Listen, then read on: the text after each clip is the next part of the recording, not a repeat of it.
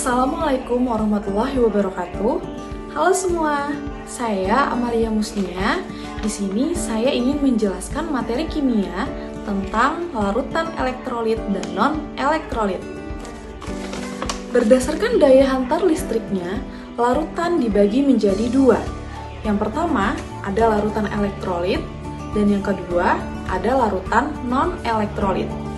Larutan elektrolit adalah larutan yang dapat menghantarkan listrik, sedangkan larutan non-elektrolit adalah larutan yang tidak dapat menghantarkan listrik. Nah, sebelum kita lanjut, pernah nggak sih kalian mendengar berita atau membaca artikel tentang larangan menangkap ikan di laut dengan cara setrum? Nah, kira-kira kenapa sih dilarang? Pastinya, hal tersebut dapat menimbulkan dampak negatif ya. Salah satunya adalah dapat mengganggu ekosistem yang ada di lautan. Selain itu juga dapat membahayakan nelayan itu sendiri. Nah, menurut kalian, apakah air laut itu merupakan larutan elektrolit?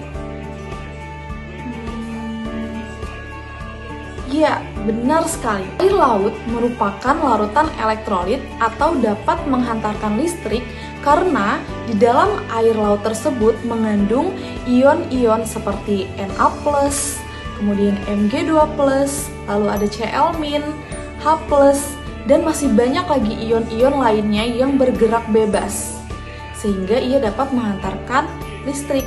Nah, kita balik lagi ke pokok bahasan kita, yaitu larutan elektrolit dan non-elektrolit. Larutan elektrolit itu dibagi lagi menjadi dua. Ada elektrolit kuat dan ada elektrolit lemah. Larutan elektrolit kuat adalah larutan yang memiliki daya hantar listrik yang kuat. Nah, apabila diuji menggunakan alat uji elektrolit, akan menimbulkan ciri-ciri sebagai berikut. Yang pertama, dapat membuat lampu menyala terang.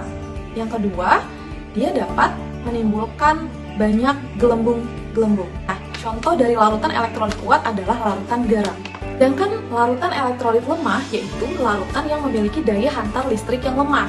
Ciri-cirinya ditandai dengan nyala lampu yang redup dan gelembung yang muncul timbul sedikit. Nah, contoh dari larutan elektrolit lemah ini adalah asam cuka.